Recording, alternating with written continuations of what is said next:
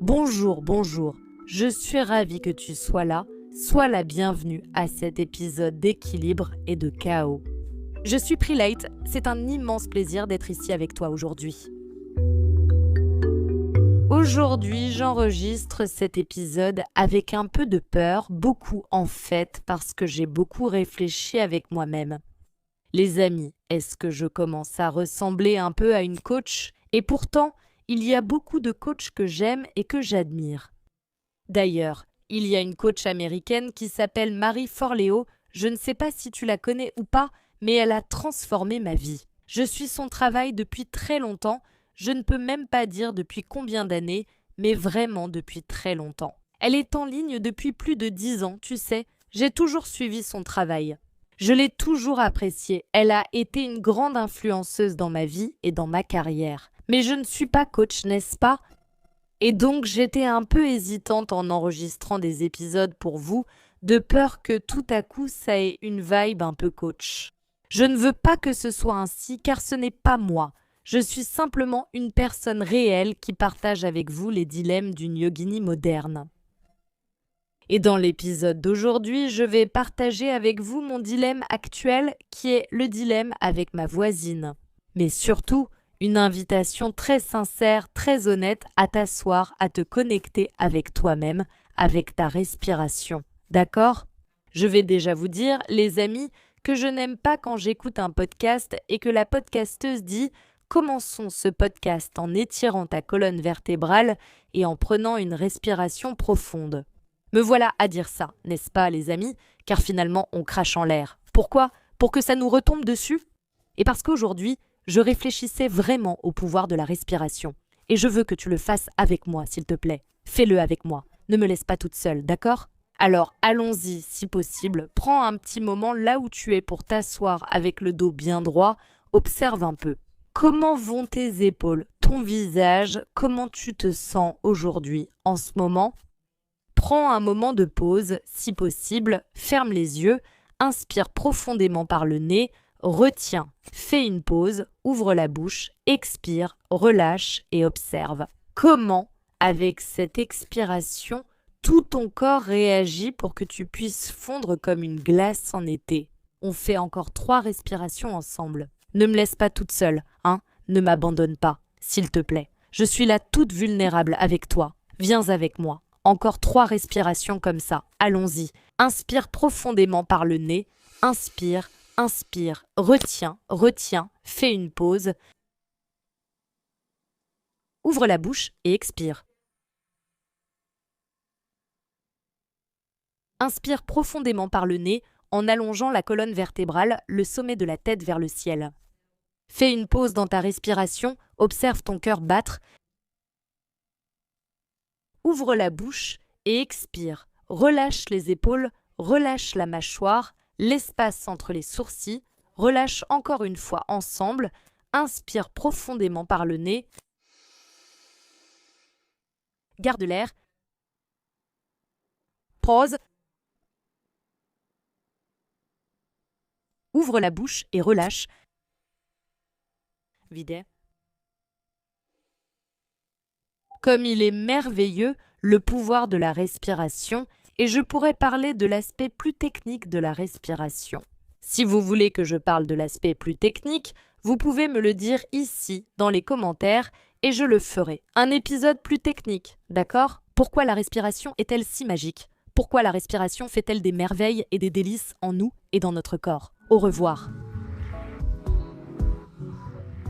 Oups, laissez-moi me présenter.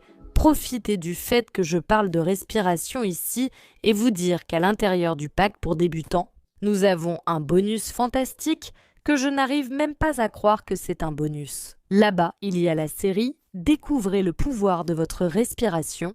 Dedans, j'en parle avec beaucoup plus de détails. Des techniques que nous apprenons pour bien respirer au quotidien et des pranayamas, des techniques yogiques pour vous. Vous les intégrez dans votre pratique, dans votre quotidien, chez vous, pour que vous puissiez équilibrer votre système nerveux. Que cela vous aide à équilibrer votre système nerveux. Et que vous puissiez vraiment voir, ressentir sur votre propre peau les effets puissants de votre respiration. Je vais laisser le lien ici en bas dans la description de cet épisode et j'espère vraiment que vous le ferez parce que, franchement, c'est un contenu fantastique. Découvrez le pouvoir de votre respiration, c'est inclus dans le pack pour débutants, un vrai régal. Mais je veux que l'épisode d'aujourd'hui soit plutôt une discussion franche, à cœur ouvert avec vous. Encore une fois, je précise que je ne suis pas coach, je n'ai pas étudié pour ça, je suis une professeure de yoga qui pratique et qui partage la pratique du yoga depuis plus d'une décennie. Et pendant toutes ces années, j'ai donc une expérience, évidemment, avec mes élèves en présentiel, avec mes élèves en ligne. Et je remarque un schéma très répandu, non seulement chez mes élèves, mais aussi chez moi-même en tant qu'être humain dont je vais parler avec vous. C'est-à-dire qu'il est très difficile de ne pas se plaindre de quelque chose qui nous dérange vraiment. Mais je ne parle pas ici du type de plainte constructive, d'accord ? Je ne parle pas des changements sociaux sur lesquels nous devons travailler pour créer et faire avancer les choses, je parle vraiment des petites mesquineries, les amis. Je n'en peux plus des travaux chez ma voisine. Je travaille à la maison, mon mari travaille à la maison, on passe beaucoup de temps à la maison. J'enregistre des podcasts à la maison, d'ailleurs j'utilise un nouvel équipement, donc j'espère que ça fera une différence sur le son, que ce sera meilleur pour vous. J'enregistre dans le confort de ma maison, dans mon placard, c'est là où je me sens le plus à l'aise. On passe beaucoup de temps à la maison, et ici où j'habite, c'est juste à côté de la voisine, n'est-ce pas ? Les voisins, on habite tous très proches, comme ça genre le mur. Si tu cries « passe-moi de l'eau », la voisine de l'autre côté peut répondre « attends ». Elle va chercher de l'eau et te la passe par-dessus le mur, tu vois. C'est vraiment collé à notre maison et il y a eu cette construction comme ça depuis plus d'1 an. En fait, ce n'est pas une construction, c'est une rénovation, mais on dirait une construction. Et franchement, je vous jure, c'est une seule personne avec un marteau. Pam, pam, pam, pam, pam. Toute la journée, mais ce n'est pas juste une journée entière, ni une semaine, et ce n'est même pas 1 mois. Ça fait 1 an que ça dure, tu comprends ? Quand une construction ou rénovation commence, certaines maisons sont déjà terminées et habitées, alors que la voisine rénove encore, tu comprends ? Et donc, j'ai essayé de me rapprocher de cette voisine, j'ai essayé de devenir son amie, d'être sympa, mais ça n'a pas marché, je ne me souviens plus exactement. Je crois n'avoir jamais fait d'épisode là-dessus, car je veux éviter les histoires. Mais bon, je ne veux pas d'histoire. Mais il y a déjà eu des gens, mais tu sais, c'est difficile, hein ? La situation est difficile, parce que c'est arrivé à un point où je n'en peux plus. Ce bruit me dérange vraiment beaucoup, il dérange même Darren, qui a pourtant un bon sens de l'humour. Et il essaie, tu vois. Même la jeune femme qui vient nous aider à la maison se moque de nous. Elle dit « Je ne sais pas comment vous faites pour supporter ça. Travailler ici. » Et bien sûr qu'on sort de la maison. Évidemment qu'on sort de la maison. Mais comme je l'ai dit, 1 jour, 1 semaine, 1 mois, quelques mois, ça fait 1 an maintenant et c'est vraiment très frustrant. Et c'est hors de notre contrôle, tu vois. Alors, qui se reconnaît dans cette situation, hein ? Quand tu n'as plus le contrôle et tu te dis « Mince, et maintenant, qu'est-ce que je peux faire ?» La question, quand quelque chose échappe à notre contrôle, c'est toujours « Qu'est-ce qui est sous mon contrôle ?» Et ça a été un processus très difficile pour moi parce que je ne veux pas déménager de cette maison où on vit. J'aime beaucoup cette maison. Mes enfants ont plein de souvenirs ici et je me répète toujours « Non, ces travaux vont finir, ça va finir, il y aura une fin. Un jour, ça aura une fin, tu comprends ?» Alors, comme j'ai décidé de rester ici et que c'était ma décision, je suis une adulte, n'est-ce pas, responsable de mes décisions, de mes choix. Comment je fais pour ne pas me plaindre ? C'est très difficile, c'est vraiment difficile. Il faut une vraie discipline pour contrôler sa langue dans sa bouche, n'est-ce pas ? Dis la vérité. Et c'est une pratique que j'ai adoptée à ce moment précis de ma vie où je travaille beaucoup pour ne pas me plaindre du bruit. Et aussi difficile que cela puisse être, c'est comme ça. Prends un moment pour réfléchir à ta vie et vois s'il existe une querelle ou un souci qui t'embête au travail ou en famille. Tu sais, ça apporte une énergie horrible pour nous, pour notre corps, tu vois, pour notre visage, notre expression. Se plaindre n'est pas une solution et je crois beaucoup aux solutions. Premièrement, je voulais partager cette idée d'observer car je ne veux pas me sentir seule, je veux que vous, de l'autre côté, disiez non. PRI, je suis là avec toi, moi aussi j'essaye de ne pas me plaindre, tu n'essaies pas de ne pas te plaindre toute seule, PRI. moi aussi, j'essaye de ne pas me plaindre. Moi aussi, j'essaye d'être une adulte géniale, une adulte sympa, une adulte respectée, une adulte responsable. Tu comprends, une personne sympa, qui a de bonnes vibes, et ce n'est pas qu'on doit en avoir tout le temps, les gars, pour l'amour de Dieu, ce n'est pas ce que je veux dire, mais c'est pour nous-mêmes. Tu vois, quand tu es de mauvaise humeur, tu râles et tu te dis « même moi je ne me supporte pas ». Tu as déjà rencontré des gens comme ça ? J'en ai connu. J'avais une amie qui me disait comme ça « oh là là, je suis tellement en colère que même moi je ne me supporte pas ». C'est pour toi-même cette attitude de dire « non, les gens, je vais travailler et c'est quand je respire ». C'est pour ça que j'ai commencé avec la respiration, parce que je commençais ici pour le sujet du podcast d'aujourd'hui était complètement différent.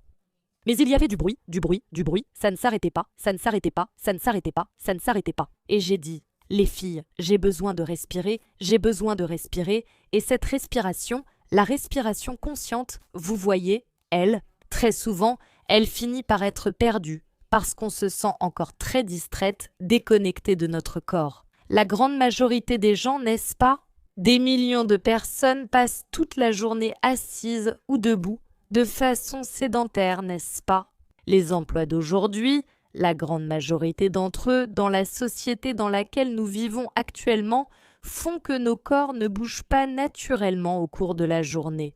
Autant qu'il serait idéal pour que nous bougions, n'est-ce pas ? D'ailleurs, il existe tout un mouvement pour utiliser un bureau debout si vous restez longtemps au bureau. Pour travailler debout, il existe des recherches, plusieurs articles qui montrent les avantages de travailler debout, par exemple, au lieu de travailler assis.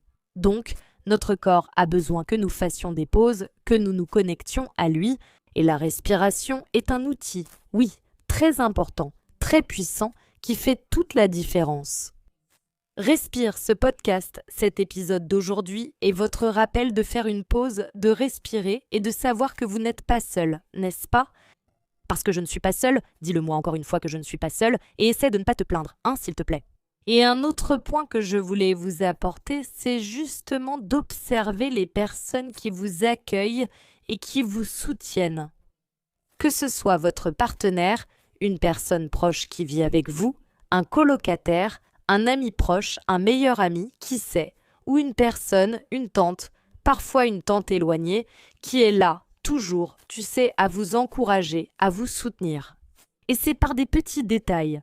J'ai grandi comme ça, dans une famille où j'ai appris à percevoir l'amour de différentes manières, n'est-ce pas ? Parce que chaque personne le transmet de manière différente, n'est-ce pas ? Par exemple, certaines personnes dans ma famille aiment cuisiner et te faire manger. Tu comprends ? Regarde, ce plat que j'ai préparé et toute l'histoire autour de la nourriture. Et ça, c'est vraiment le plus grand geste d'amour. Ou alors, il y a une personne dans ma famille qui, à chaque fois qu'elle vient me rendre visite, elle apporte toujours un petit quelque chose pour moi ou pour mes enfants, tu vois. Ou il y a la personne qui envoie toujours des messages pour demander comment tu vas, si tout va bien, comment elle peut t'aider. Je suis là, tu sais. Je pense à toi et ce rappel parce que la vie devient tellement chargée. Vous savez, ma vie aussi. Ce mois-ci, je vais te dire, Mars, réveille-moi, Mars, Mars. Je pense que ça a été un mois super chargé pour tout le monde à qui j'ai parlé. Ma vie est normalement bien remplie, mais là, Mars s'est surpassé. Il est en train de se surpasser. Ce mois-ci, vraiment, il se surpasse. Je dois vraiment respirer profondément. Pas seulement à cause de la voisine, mais aussi en pensant à ces personnes, celles qui nous soutiennent vraiment, qui nous accueillent. Et peut-être que tu vas dire « Oh, Pri, mais moi je n'ai pas ça. Ma famille est vraiment compliquée ou alors j'ai beaucoup changé. Je suis très différente de mes amis, parce que ça arrive. » Et c'est ça qui est important. Chercher une communauté, n'est-ce pas ? Nous sommes des êtres sociaux. Je pense qu'on peut très bien être heureux seul, n'est-ce pas ? Comme le yoga où l'on part à la montagne sans revoir personne, il existe aussi ce chemin, d'accord ? Je ne suis évidemment pas contre ce chemin d'aller à la montagne. Mais si toi, qui es ici en bas de la montagne, tu comprends.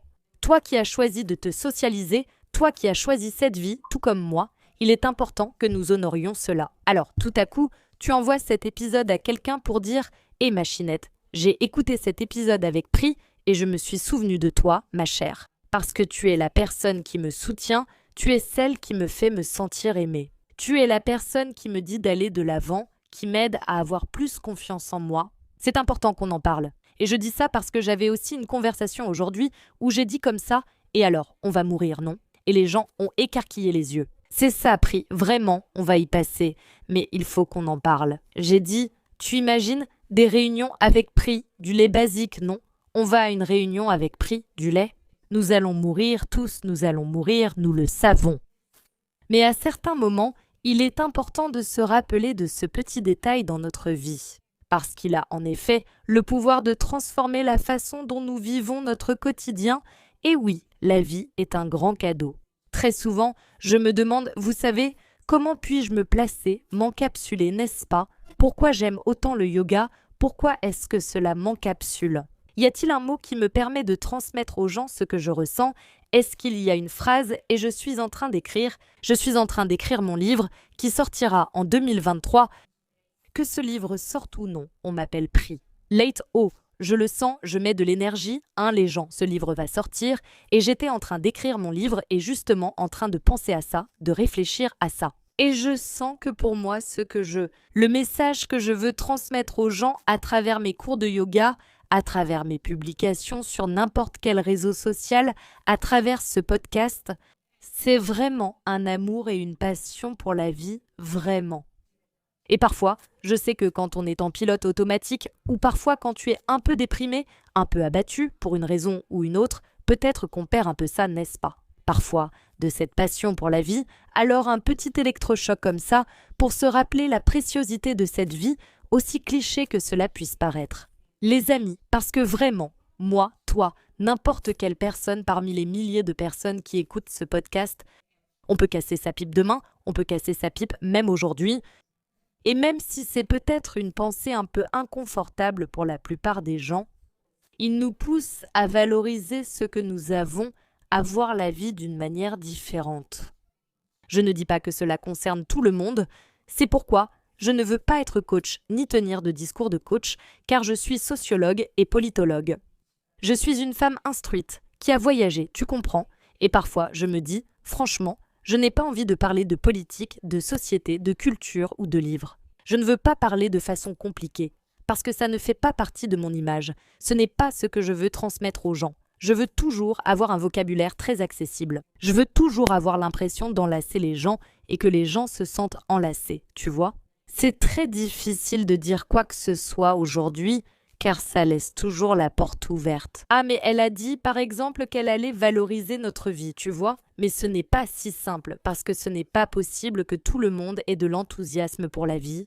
Et les personnes qui sont comme ça, dans un autre spectre, à un autre moment, quand elles se réunissent, elles n'ont pas l'obligation d'avoir de l'enthousiasme pour la vie, de voir la beauté de la vie. Bien sûr que non, ce n'est pas ce que je veux dire, ce n'est pas ça.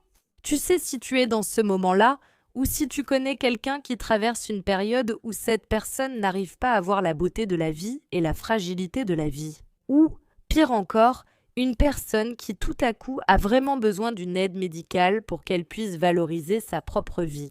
Ce n'est pas ce que je dis, ce n'est pas à ce public que je m'adresse, n'est-ce pas? Si tu as besoin d'aide, s'il te plaît, cherche de l'aide.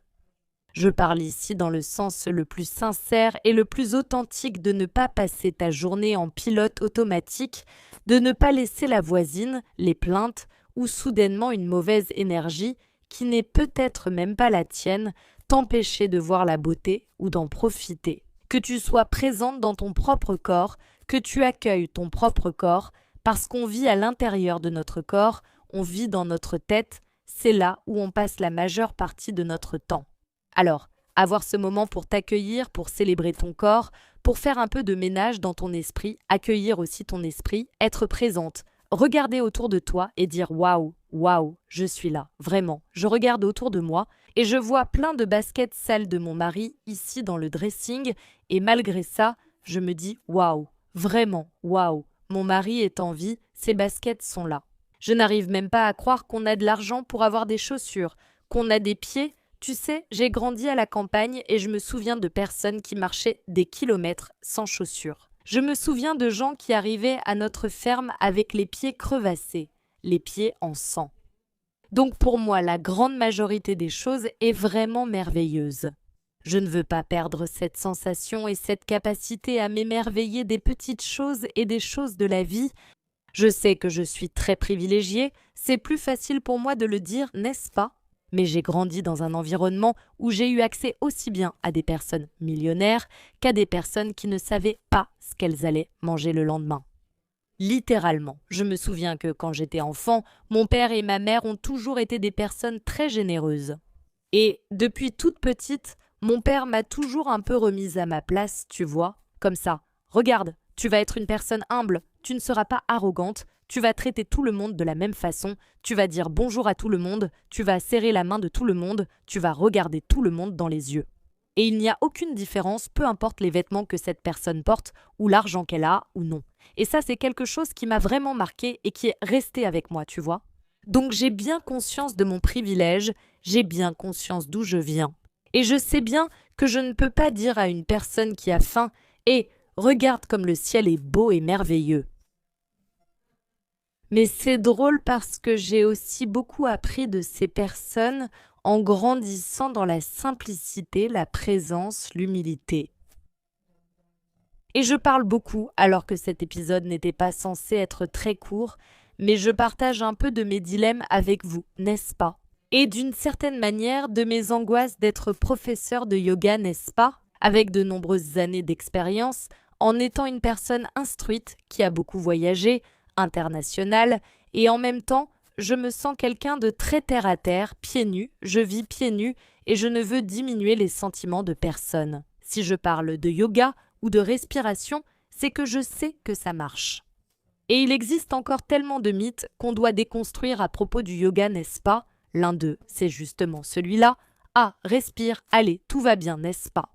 De la positivité toxique, mais quand même, ce n'est pas parce qu'il existe une positivité toxique, ce n'est pas parce qu'il y a des gens déconnectés, privilégiés, qui n'ont aucune idée du monde en dehors de leur bulle, que le pouvoir de la respiration, le pouvoir de la présence, le pouvoir de la gratitude n'existe pas. De vraiment se connecter avec soi-même et avec ce qui. Et que vous puissiez ressentir beaucoup et avoir une personne, et je veux que vous soyez bien ancrés pour « je suis revenu pour les vidéos », trouvez-le. Hacha. Que je faisais partie, je pensais que j'en faisais partie, des fêtes que je faisais partie, des étés, de ces étés, de ces étés. Parce que je ne suis pas intervieweuse, les amis, je ne sais pas interviewer les gens, j'apprends. Donc chaque avis positif, chaque évaluation positive compte beaucoup. Envoie cet épisode aux personnes que tu aimes, aux personnes qui te soutiennent, à ta chère amie. Et j'espère que d'une certaine manière, tu recevras mon étreinte, mon affection et plein de bonnes ondes où que tu sois. Comme toujours, de mon cœur au tien et à la prochaine.